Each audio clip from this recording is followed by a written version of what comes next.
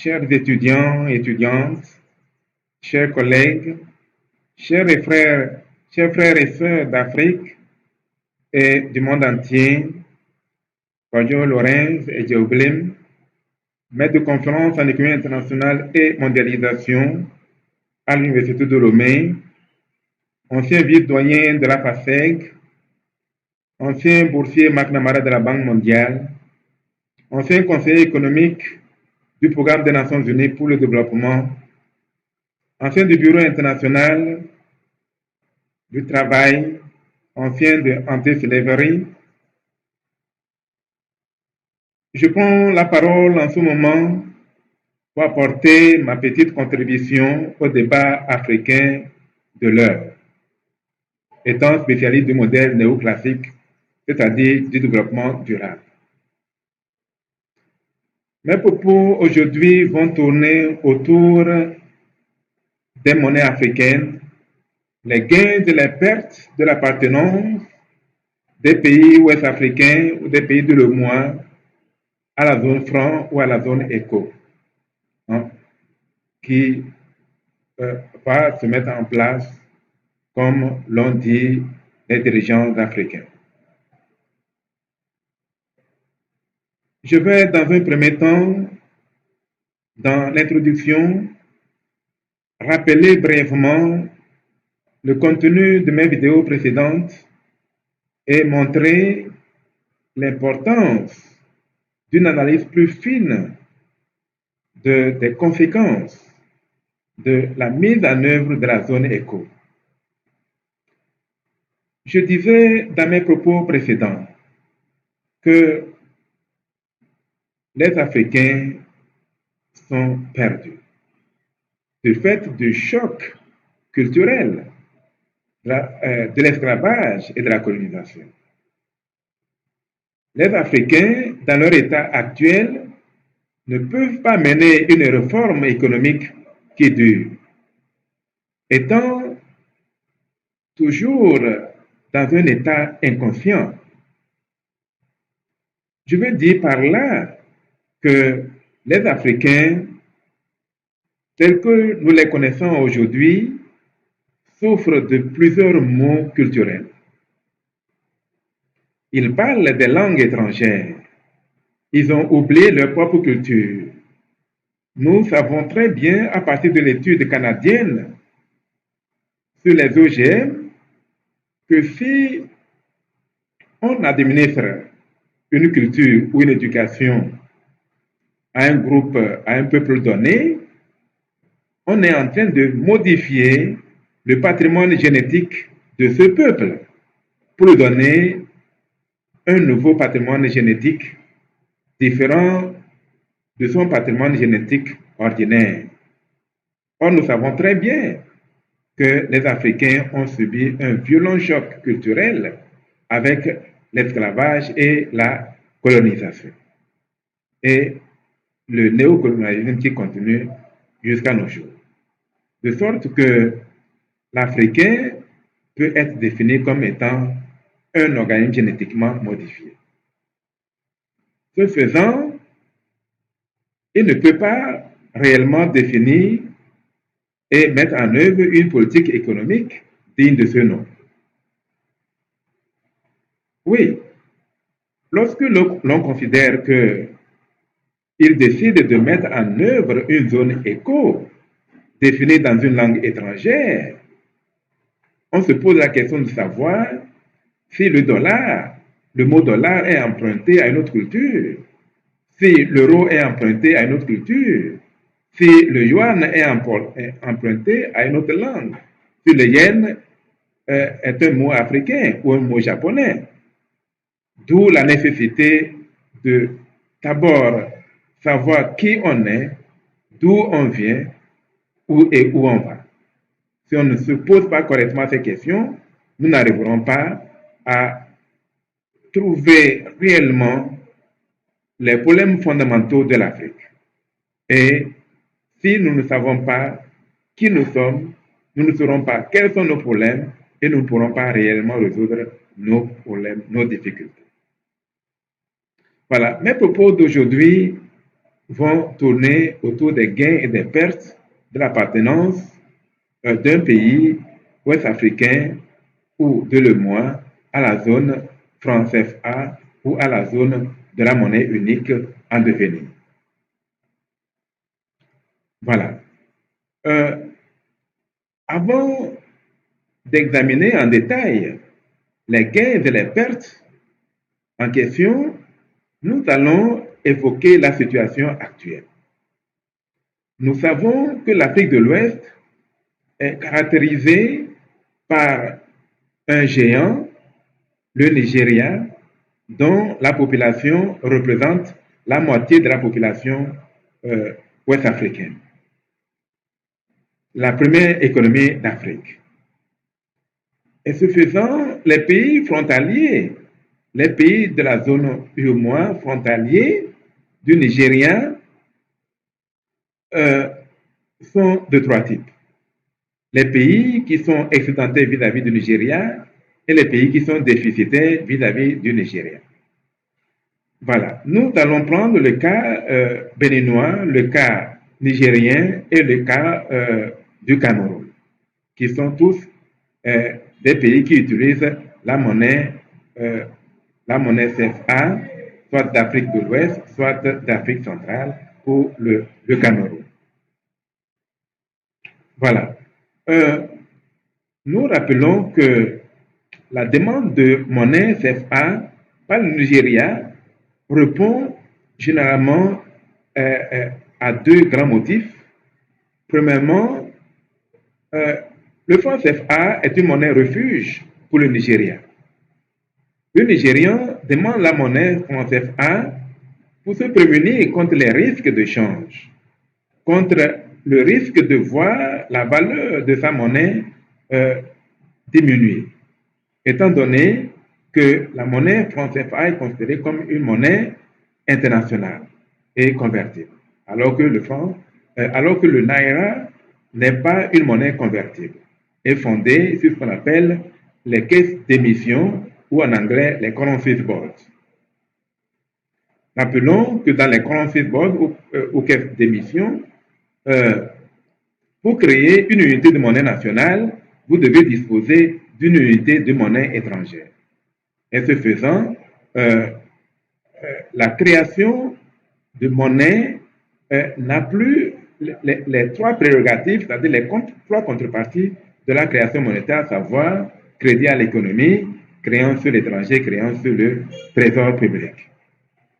Bien sûr, dans ces zones, il y a effectivement des crédits locaux, des crédits des banques commerciales, il y a aussi des avances de la Banque centrale au trésor, mais tout cela est limité par la possibilité du pays de gagner des devises à l'étranger. Pour ce qui concerne la zone franc, ces pays, quand bien même ils disposent de la possibilité de créer la monnaie par les crédits à l'économie, de créer la monnaie par une avance au trésor public ou de créer la monnaie par des créances sur l'étranger, là également, les pays sont limités par des règles précises érigées lors de la création de la zone franc. Voilà, les trois cas de figure. Pour le Bénin, nous savons que les Nigérians demandent essentiellement le franc CFA, soit pour spéculer, soit en tant que monnaie refuge, soit pour épargner. Donc, essentiellement, la monnaie pour des transactions limitées, la monnaie pour la spéculation, la monnaie pour réserve de change, la monnaie pour les précautions, et donc le franc CFA est d'abord une monnaie refuge pour les Nigériens. Et donc, la principale fonction de la monnaie, intermédiaire des échanges, n'est pas clairement utilisée par les Nigériens. Ils achètent donc le franc CFA, surtout sur le marché parallèle, parce que le taux du marché noir est beaucoup plus faible que le taux du marché officiel. Donc sur le marché noir, le marché parallèle, le taux de change, un naira vaut 470 dollars, alors que sur le marché officiel de la Banque du Nigeria, on échange un naira contre 379 dollars. Ce qui fait que cette différence de change très importante fait que le marché noir se développe et permet des échanges avec les pays frontaliers. Donc nous rappelons donc que le Bénin est fortement excédentaire sur le plan commercial avec le Nigeria, parce que le Bénin achète des produits manufacturés en Europe et les revend au Nigeria, alors que le Nigeria vend des produits céréaliers et des produits venant de la Chine, essentiellement des pays asiatiques, aux pays frontaliers, en l'occurrence le Bénin. Le Nigeria n'ayant pas la possibilité vraiment d'acheter des produits européens, la monnaie CFA, la monnaie Naira n'étant pas internationalement convertible.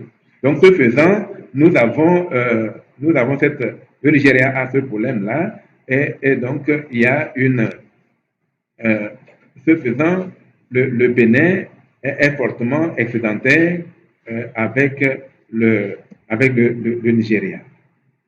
Si nous prenons le cas nigérien où les échanges se font les échanges frontaliers se font à Zender et à Maradi, on constate que le Niger est fortement déficitaire vis-à-vis du Nigeria, étant donné sa faiblesse par rapport à la faiblesse de son industrie. Le Niger ne vend pratiquement que les produits importés d'Europe au Nigeria. Voilà. Alors que le Nigeria vend les produits venant de la Chine et des autres pays asiatiques au Niger. Donc, ce faisant, le Niger est fortement déficitaire vis-à-vis du Nigeria.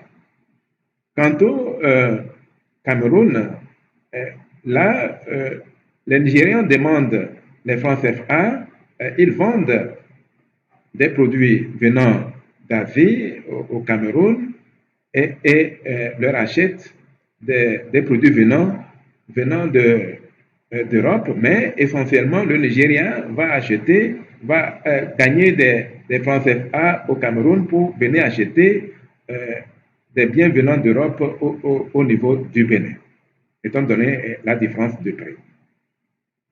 Voilà. Donc, finalement, nous nous rendons compte que le franc CFA joue un rôle de monnaie refuge pour les Nigériens. Maintenant, nous allons, ce contexte étant planté, nous allons maintenant tenter de voir quels sont les gains et les pertes de l'appartenance des pays de la zone EMOA à la zone franc ouest africaine dans un premier temps, et ensuite nous verrons quelles seraient les conséquences, les gains et les pertes de l'appartenance des pays ouest africains à la nouvelle zone monétaire en création. Voilà. Donc nous, pour cela, nous allons considérer le graphique suivant. Le graphique que nous voyons a en affiche la masse d'euros en millions d'euros, et en ordonnée, nous avons le taux de change franc CFA par euro. Nous rappelons que le taux de change est le prix d'une monnaie en termes d'une autre. Ici, on a un franc CFA, on a franc CFA par euro. Et en affiche, nous avons très bien des millions d'euros. Donc, c'est bien le marché des euros dans un pays africain comme le Togo, dans un pays ouest africain comme le Togo. Voilà. Donc, sur ce graphique, nous avons tracé en rouge la courbe de demande d'euros et en bleu la courbe de demande la courbe d'offre d'euros. Et là, nous voyons trois taux de change, 655,956 francs par euro, 800 francs par euro, 900 francs par euro. Voilà. Donc, rappelons que tel que le taux de change est défini entre le franc CFA et l'euro, pour la majorité des pays, le franc CFA est une monnaie surévaluée par rapport à l'euro. Et ce faisant, ces pays-là sont déficitaires vis-à-vis de l'Union européenne ou des pays européens. Voilà. Donc, dans ce cas, nous voyons que, par exemple, si un pays comme le Togo a un taux de change réel situé en dessous de 655,956 francs, en ce moment-là, nous constatons que ce pays va vivre une pénurie de devises. Parce que pour avoir suffisamment de devises, votre monnaie doit être soit juste évaluée, soit sous-évaluée. Or, si le Togo a un taux de change en dessous de 655, c'est une monnaie qui va favoriser c'est une monnaie qui va favoriser ses importations et décourager ses exportations et par conséquent, il aura peu de devises. Supposons que la surévaluation du franc CFA togolais ne lui permette que d'importer 30 millions d'euros. En ce moment-là, nous voyons que ces recettes d'exportation sont obtenues en multipliant les 30 par 655,956 francs et donc ce qui est situé sous la courbe d'offre est un coût de production et ce qui est au-dessus représente le surplus de l'exportateur togolais. Maintenant, si l'échange avait été libre, si le taux de change avait été fixé correctement et qu'il était de 800 francs par euro, en ce moment-là, nous aurions, le Togo aurait exporté 50 millions d'euros de marchandises et en ce moment-là, ce qui est situé sous la courbe est toujours le coût de production et le surplus des exportateurs togolais aurait été tout ceci. Maintenant, lorsque le Togo est dans un taux de change fixe avec l'euro, il ne peut exporter que 30 millions et en ce moment-là, si le Togo va, ayant limité quantitativement l'entrée de devises dans le pays par le fait que sa monnaie est surévaluée, je rappelle que quand une monnaie est surévaluée, ça dit que sa valeur, sa vraie valeur est supérieure, sa valeur courante est supérieure à sa vraie valeur, de sorte que cela décourage ses exportations et encourage ses importations. Donc, comme cela encourage ses importations, ayant gagné 30 millions d'euros de devises étrangères, si le pays ne limite pas quantitativement la sortie des devises, il va subir effectivement un déficit de 20 millions d'euros, c'est-à-dire les 50 moins 30 millions, et il aura un déficit de ce montant-là. Mais si le Togo veut éviter ce déficit, il lui suffit de limiter la sortie des euros. Et donc, ayant gagné les 30 millions d'euros à 655,956 francs, il va les vendre aux enchères concurrentielles. Et ce faisant, les gens, étant donné la rareté de l'euro, les gens sont prêts à acheter un euro à un prix plus élevé, 900 francs, ils vont débourser 900 francs pour avoir 1 euro, alors que c'est à 655,956 francs que les Togolais ont obtenu, que le gouvernement de Togo a obtenu ces 30 millions d'euros. En ce moment-là, si la vente aux enchères concurrentielles a permis effectivement de vendre les 30 millions d'euros à 900, en ce moment-là, le Togo, le gouvernement du Togo va faire un bénéfice parce que 900 moins 655,956 francs représente le surplus, c'est-à-dire le prix, la différence de prix entre le prix de vente et le prix d'achat de 16 euros. Et en ce moment-là, toutes ces surfaces-là reviendraient au gouvernement sous forme de profit, de surplus du gouvernement. Voilà. Maintenant, cela est prélevé sur ce que les consommateurs togolais auraient gagné. En plus de cela, comme nous l'avons dit, les Togolais voulaient normalement exporter 50 millions d'euros et importer, importer les biens au même prix, c'est-à-dire 800 millions, et en ce moment-là, leur surplus aurait été ceci. Et donc, cette petite surface-là, en plus d'avoir perdu ceci, les exportateurs, en plus d'avoir perdu ceci, vont perdre ceci parce qu'ils ne peuvent pas exporter les 20 millions supplémentaires.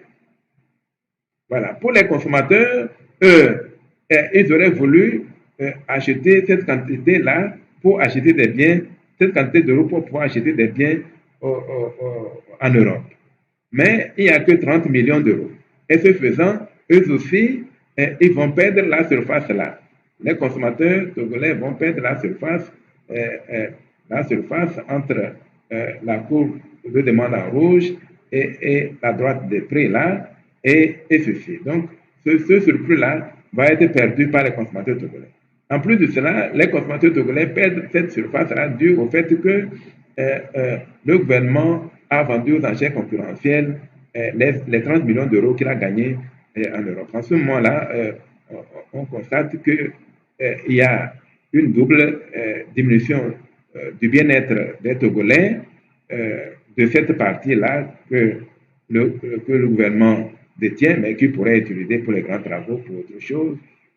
Mais la surface de ce triangle isocèle est une perte définitive, une perte sèche que ni l'Europe ni le Togo ne gagnera. Et c'est un élément d'inefficacité qui n'aurait pas existé si le franc CFA n'avait pas été surévalué. Voilà, il en est de même pour tous les pays qui ont une monnaie surévaluée par rapport à l'euro, tels que le Bénin, le Niger, le Burkina Faso, et ainsi de suite.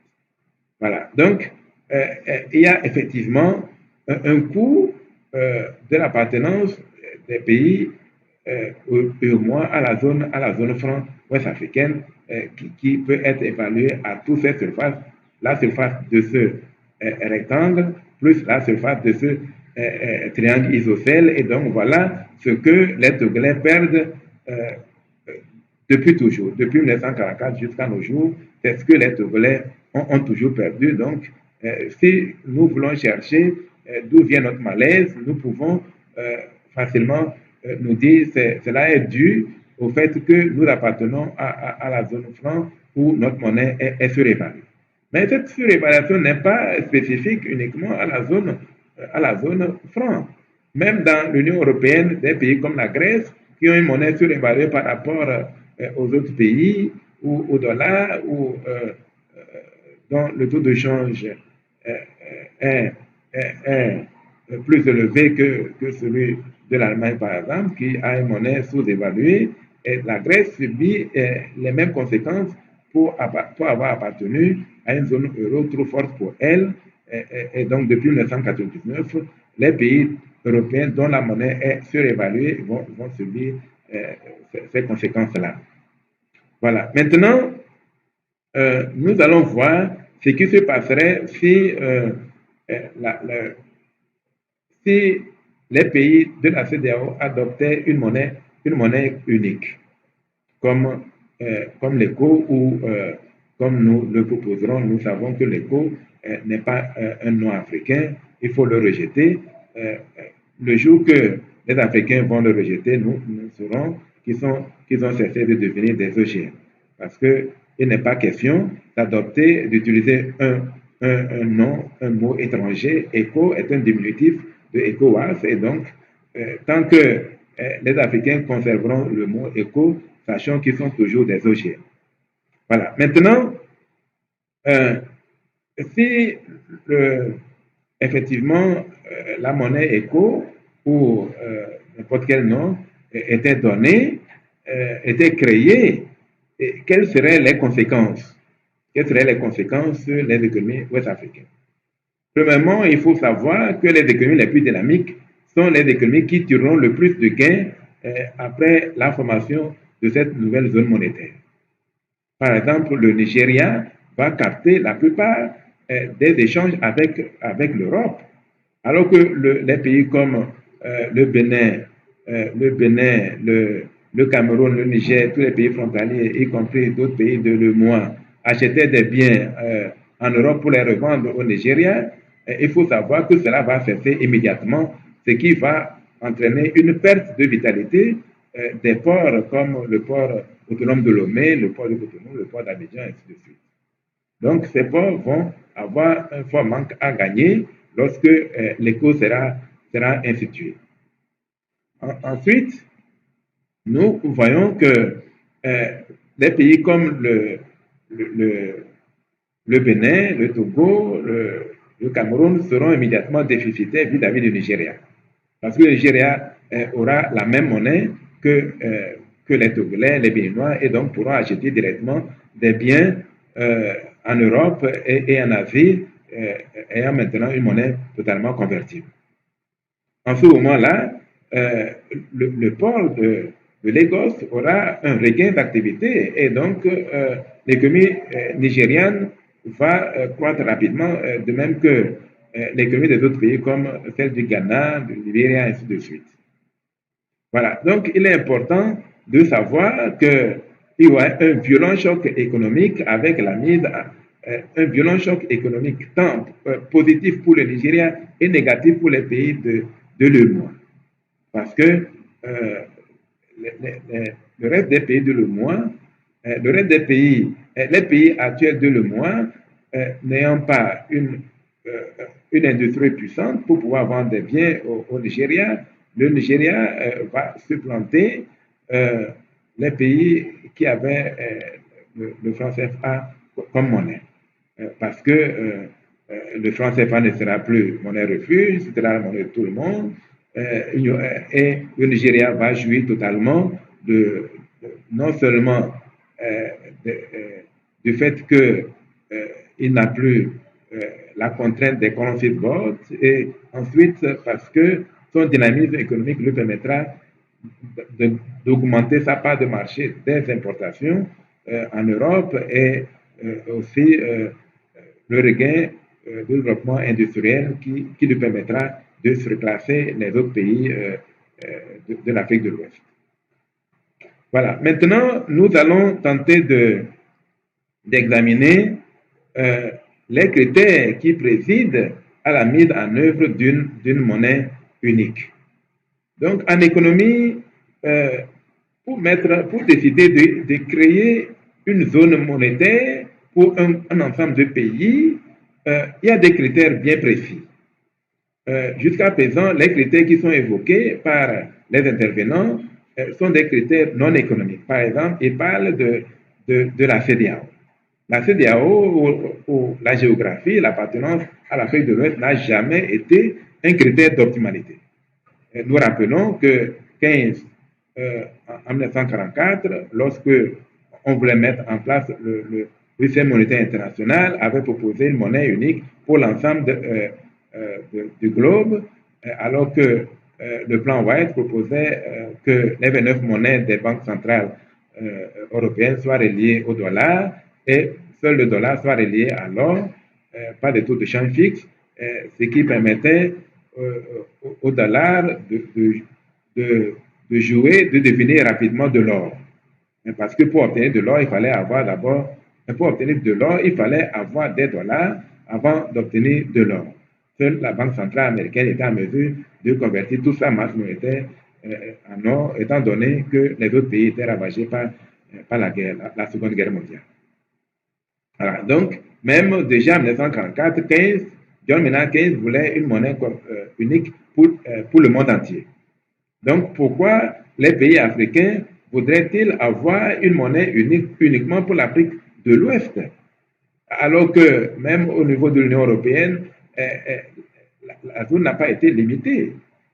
Tout pays européen qui remplit les conditions peut avoir l'euro comme monnaie.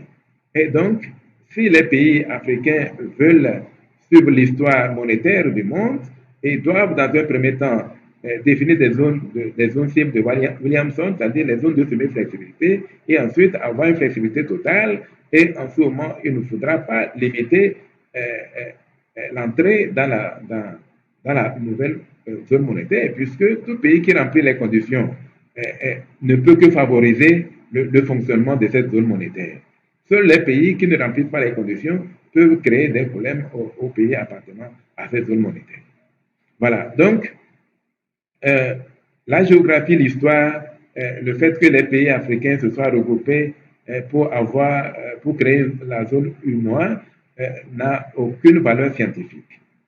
L'histoire n'a jamais été l'appartenance, le fait d'avoir été colonisé par la France n'est pas un critère d'optimalité pour que les pays africains de la zone de l'UMOA créent une zone monétaire. Donc, c'est encore plus limité et ce n'est pas raisonnable. Donc, les critères d'optimalité en économie, c'est d'abord ce que Maquinon a appelé le degré d'ouverture mutuelle. Nous allons voir ensuite Kenen a lui dit que les pays qui ont des salaires flexibles et une mobilité parfaite des capitaux peuvent appartenir à une zone monétaire, peuvent avoir une monnaie unique. D'autres Corden va évoquer la solidarité budgétaire, ainsi de suite. Et donc, il y a ce qu'on appelle les chocs d'asymétrie, l'occurrence de chocs d'asymétrie. Donc, nous verrons ces deux critères-là, le critère du degré d'ouverture mutuelle et le degré d'occurrence de chocs asymétriques, pour montrer quels sont les critères que les pays doivent respecter s'ils veulent avoir une monnaie unique. Alors, considérons d'abord le critère de Maquinon. Si on devrait interroger Maquinon sur la formation d'une zone éco ou d'une zone franc CFA, il dirait non, catégoriquement non. Parce que pour lui, pour qu'un ensemble de pays ait une monnaie commune, ils doivent être caractérisés par une interdépendance étroite. Donc, on parle d'interdépendance pour indiquer que ce qui se passe dans un pays a des répercussions immédiates dans l'autre pays, que lorsque, par exemple, un pays comme le Nigeria met en œuvre une politique monétaire, il y a des répercussions sur la Côte d'Ivoire, sur le Ghana, sur le Togo, ou que c'est ce qu'on appelle interdépendance locomotive. Il y a interdépendance de choc. Quand, par exemple, il y a un choc macroéconomique dans un pays, il y a des répercussions immédiates dans d'autres pays. C'est ce qu'on appelle interdépendance de choc. Il y a aussi les interdépendances structurelles qui sont liées aux structures de production, aux structures de consommation. Si les pays n'ont pas ces caractéristiques-là, c'est inutile de décider d'avoir une monnaie commune parce que les coûts seront supérieurs aux gains de la formation d'une union monétaire. Donc nous allons voir le degré d'ouverture mutuelle est défini comme étant égal aux exportations du pays 1 vers le pays 2, plus les exportations du pays 2 vers le pays 1, divisé par leur richesse, c'est-à-dire le PIB des deux pays, la somme des PIB des deux pays. Donc, lorsque nous faisons ce petit calcul-là, les exportations réciproques des deux pays divisées par la somme de leur PIB, nous voyons que le degré d'ouverture du Bénin vers le Burkina Faso en 1989 est de 0%. Le degré d'ouverture du Bénin vers la Côte d'Ivoire est de 0%. Le degré d'ouverture du Bénin vers le Niger est de 0%. Partout, c'est 0% en 1989. Donc, pour Maquinon, c'est un non-sens d'avoir une monnaie commune entre ces pays puisqu'ils sont totalement fermés les uns vis-à-vis des autres. Et donc, en prenant les coupes de pays, Maquinon ne considérait pas la formation d'une monnaie unique entre ces pays-là. Allons-y en 1995, après la dévaluation. Donc, nous voyons que le degré d'ouverture mutuelle est resté au niveau de 0% pour tous les pays. Il n'y a pas un seul pays où le degré d'ouverture commence à se lever. C'est toujours la même chose, même après la dévaluation. Seul entre la Côte d'Ivoire et le Mali, on atteint 2% de taux d'ouverture. Allons en 2002. Le taux d'ouverture est toujours de 0% entre les pays membres, soit de l'UEMOA, soit de la CEDEAO. Donc ces pays-là n'ont pas d'échange entre eux. Ce qu'ils échangent, c'est très infime, c'est négligeable.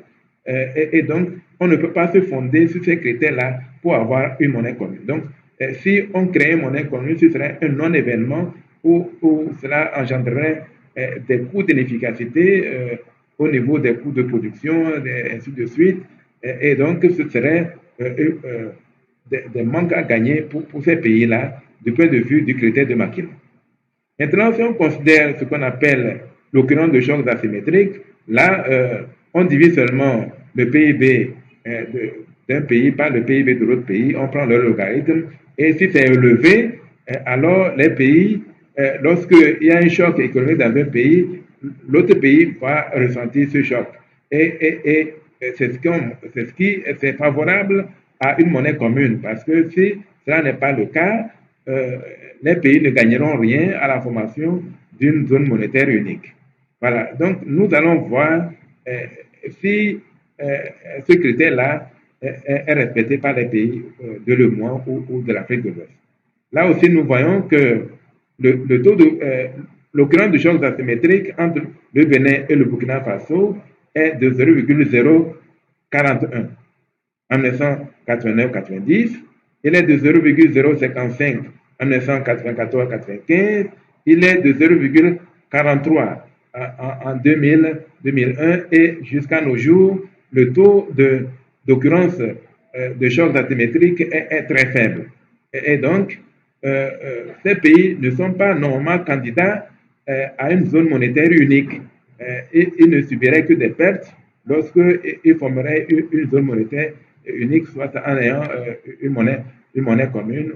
Rappelons que dans une zone monétaire optimale, les pays peuvent avoir leur propre monnaie, mais ces monnaies seraient reliées par des taux de change fixes ou peuvent avoir des zones de semi-flexibilité ou peuvent même avoir ce qui est interdit, ce sont les taux de change flexibles. Ils peuvent avoir une monnaie unique, ils peuvent avoir une monnaie commune, comme le cas de l'ECU dans les pays de la CE dans le temps, où ils peuvent avoir des taux de change fixes entre leurs monnaies.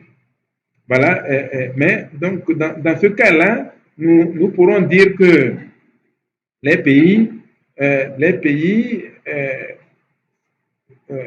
l'UEMOA ou de la CEDEAO ne remplissent aucune condition pour avoir une monnaie unique. Les coûts seraient supérieurs aux gains. Voilà. Donc la décision de créer soit le MOA ou la zone franc ouest africaine ou la zone franc de l'Afrique centrale, les décisions sont fondées uniquement sur des critères politiques. Donc, si nous regardons bien, notre malheur est lié au fait de l'inefficience économique imputable à des taux de change inappropriés. Voilà. Donc finalement, à partir de ces critères, donc on peut évoquer aussi d'autres critères comme le niveau d'inflation. Si deux pays comme le Togo et le Bénin sont caractérisés l'un par l'inflation, l'autre par le chômage, ils ne peuvent pas avoir une monnaie unique.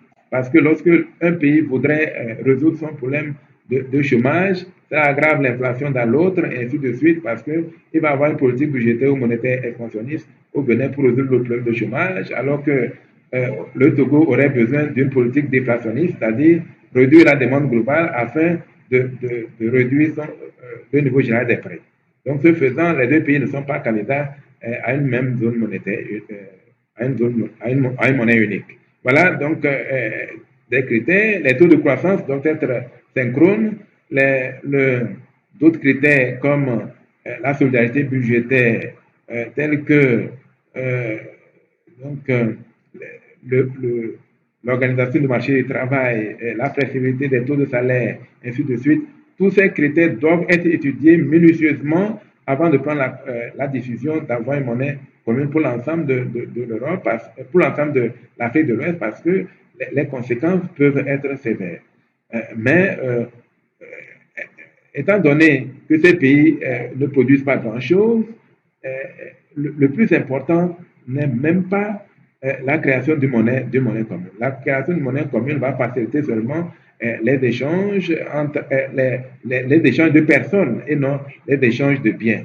Donc, cela va faciliter les voyages, ainsi de suite, et c'est pratiquement cela l'avantage. Donc, rappelons que les pays de l'Europe n'ont eu une monnaie unique qu'en 1999. Vous voyez, depuis la première révolution industrielle jusqu'à la deuxième révolution, qui est la consommation de masse, et la troisième révolution électronique et autres, ils n'ont jugé bon d'avoir une monnaie unique qu'en 1999. Et nous autres, parce que nous voulons imiter l'Europe, nous voulons avoir une monnaie unique tout de suite. Comme l'Europe a créé l'Union européenne, nous aussi on a créé l'Union africaine, comme si nous avions les mêmes caractéristiques économiques. En réalité, les caractéristiques politiques n'ont rien à voir avec les caractéristiques économiques qui président à la formation d'une monnaie unique. Donc, si nous voulons mettre la charrue avant les bœufs, nous allons le payer cher en termes de niveau de vie, en termes de... les conséquences sociales seront énormes.